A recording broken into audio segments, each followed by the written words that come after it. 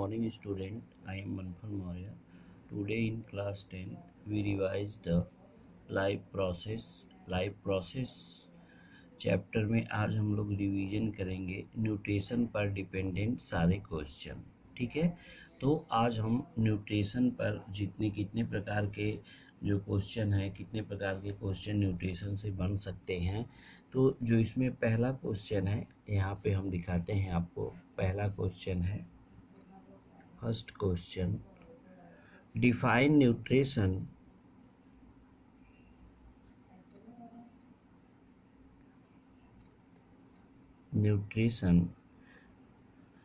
What are different mode of nutrition? What are different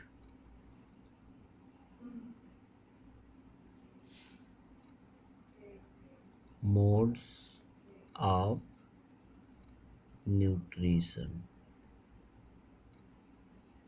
ठीक है, तो देखो ये क्वेश्चन है डिफाइंड न्यूट्रिशन, और क्या मॉड होता है, न्यूट्रिशन के क्या तरीके होते हैं। तो ये आपको पहले से ही पता है कि the process of taking of nutrient is called as nutrition, and nutrition are basically two types, autotrophic nutrition and heterotrophic nutrition. ठीक है, तो हम यहाँ कह सकते हैं कि न्यूट्रिशन क्या है, ऑटोट्रॉपिक होता है, और दूसरा कैसा होता है, हेटरोट्रॉपिक न्यूट्रिशन होता है। तो autotrophic nutrition is a type of nutrition in which organism prepare it's on food from inorganic substances. तो जो ऑर्गेनिज्म होता है वो अपने फूड को सेल्फ प्रिपेयर करता है inorganic substances like that.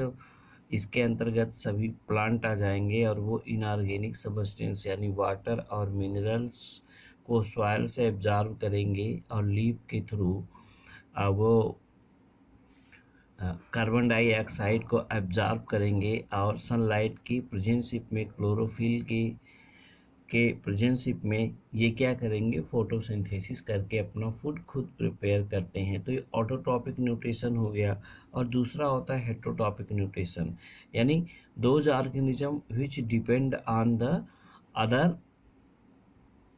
Plant or autotrophs is called as heterotrophic nutrition. तो हेटरोट्रॉपिक मोड का जो न्यूट्रिशन होता है वो 3 काइंड्स का होता है। ठीक है ना, तो यहाँ हम कह सकते हैं इसके आंसर में न्यूट्रिशन, सबसे पहले उसकी डिफिनीशन लिखेंगे। ठीक है, तो अब न्यूट्रिशन कितना होता है, एक होता है ऑटोट्रॉपिक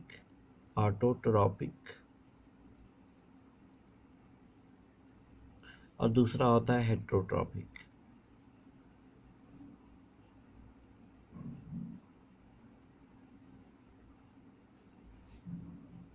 ठीक, एक ऑटोट्रॉपिक में कोई भी ऑर्गेनिज्म सेल्फ फूड को प्रिपेयर करता है, और हेटरोट्रॉपिक में कोई भी ऑर्गेनिज्म क्या होता है कि वह डिफरेंट मोड से न्यूट्रिशन को क्या करता है, अपना बनाता है। तो यहाँ हम देखेंगे ऑटोट्रॉपिक में सभी प्लांट आ जाते हैं, हेटरोट्रॉपिक में सभी एनिमल्स आते हैं।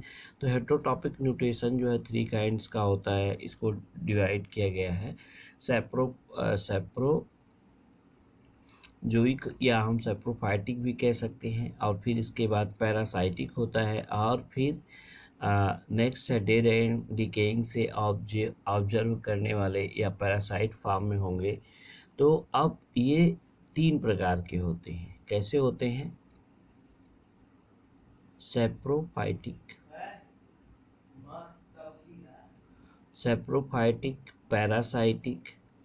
पैरासाइटिक और होलोजोइक। ठीक है, तो सेप्रोफाइटिक हम किसे कहते हैं, सेप्रोफाइटिक ऐसा न्यूट्रिशन होता है जो डेड और डिकेइंग से अपने न्यूट्रिएंट को अचीव करे। तो और पैरासाइटिक न्यूट्रिशन ऐसा होता है कि वह किसी लिविंग होस्ट से अपने न्यूट्रिशन को अचीव करे, और वह अपने न्यूट्रिशन को जब किसी होस्ट से अचीव करे तो वह उस होस्ट सेल्स को या होस्ट बॉडी को किल न कर सके, तो उसको पैरासाइटिक कहते हैं। होलोजोइक न्यूट्रिशन ऐसा होता है कि एज लाइक एनिमल्स। ठीक है, तो इस प्रकार से हम कह सकते हैं कि न्यूट्रिशन किसे कहते हैं और कितने मोड के न्यूट्रिशन होते हैं। दूसरा आपका क्वेश्चन में जो बनता है, ये दूसरा क्वेश्चन है कि what is the mode of nutrition in fungi. तो इसका आंसर यही हो जाएगा कि the mode of nutrition of fungi. दूसरा क्वेश्चन है what is the mode of nutrition in fungi. What is the mode of, mode मतलब तरीका, mode of nutrition of fungi. ठीक है ना। तो इसमें क्या है कि what is the mode of nutrition of fungi. तो न्यूट्रिशन का फंजाई यानी फंजाई किस प्रकार से अपना न्यूट्रिशन, तो ये हम कह सकते हैं heterotrophic, heterotrophic mode of nutrition of fungi, तो उसका हेट्रोट्रॉपिक होता है। अब नेक्स्ट क्वेश्चन है define the herbivorous and carnivorous. तो those animal which eat on only plant is called as autotrophs is called herbivorous, or those animals which obtain their food from other living animals, या जो heterotroph से अपने भोजन को ले उनको हम कार्निवोरस, यानी जो मीट को खाते हैं उनको हम क्या कहते हैं, कार्निवोरस कहते हैं। तो हर्बिवोरस और कार्निवोरस। अब तीसरा जो आप अगर नेक्स्ट क्वेश्चन है, ठीक है, हर्बिवोरस और कार्निवोरस। तो हर्बिवोरस उन्हें कहते हैं दैट ईट ऑटोट्रॉप्स, उसको हर्बिवोरस कहते हैं। जो प्लांट को खाते हैं उनको हर्बिवोरस कहते हैं। और जो एनिमल्स को ईट करते हैं या उसको हम क्या कहेंगे, carnivorous. How does amoeba engulf its food. किस प्रकार से अमीबा अपने फूड को इनगल्फ करता है, यानी अमीबा में किस प्रकार से न्यूट्रिशन होता है। तो लाइक दैट अगर हम फिगर को देखें तो अमीबा क्या करता है कि ये फैगोसाइटोसिस के थ्रू अपने फूड को अचीव करता है। ये फूड पार्टिकल्स है, ये अमीबा की बॉडी है। तो जहाँ पर फूड पार्टिकल्स होगा वो अमीबा की बॉडी वहाँ पर स्यूडोपोडिया को डेवलप करती है। ऐसे ये फूड यहाँ आ गया, ठीक है, डेवलप करती है। तो लास्ट कंडीशन में फूड इसके ऐसे हो जाता है, ऐसे घूम जाता है पूरी बॉडी में, ठीक है। तो ये अमीबा, ये फूड पार्टिकल से यहाँ आ गया और लास्ट में जो फूड है वो अमीबा के बॉडी के अंदर चला जाता है। इसी में ये क्या करता है, डाइजेस्ट करता है। तो ये पूरा प्रोसेस इस प्रकार से चलता है। तो ये अमीबा में क्या हो गया, न्यूट्रिशन। तो अमीबा में जो न्यूट्रिशन होता है एक सेल के अंदर होता है, इसलिए हम उसको कह सकते हैं इंट्रासेलुलर न्यूट्रिशन या इंट्रासेलुलर डाइजेशन, इसमें कह सकते हैं हम।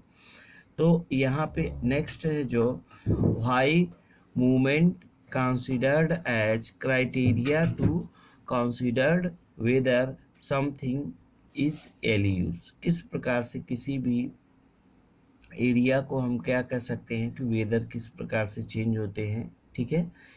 तो जैसे जैसे कोई भी वेदर्स में परिवर्तन होता है या कोई भी अल्टरेशन होता है तो ऑर्गेनिज्म के फूड टेकिंग और सारे प्रोसेस में क्या होते हैं कि थोड़ा सा उसमें परिवर्तन होता है according to their environment.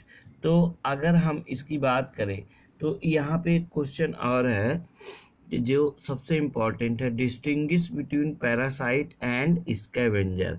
Parasite ऐसे होते हैं जो किसी होस्ट पर पाए जाते हैं और स्कैवेंजर ऐसे होते हैं कि जो किसी डेड और डिकेइंग मैटर पर ग्रो करते हैं और उनसे न्यूट्रिएंट को एब्जॉर्ब करते हैं और वो जो डेड और डिकेइंग मैटर होते हैं वो एकदम कम्प्लीटली ख़त्म हो जाते हैं, साफ हो जाते हैं। तो फंजाई क्या करते हैं, स्कैवेंजर का काम करते हैं, सफाई करने का, या माइक्रो ऑर्गेनिज्म क्या होते हैं, स्कैवेंजर, जिसके द्वारा हमें कह सकते हैं कि पूरे इन्वायरमेंट की क्या होती है, क्लीनिंग या सफाई होती है। तो ऑटोट्रॉफ्स और हेट्रोट्रॉफ्स से आपको पहले से ही पता है। What are the function of liver and pancreas.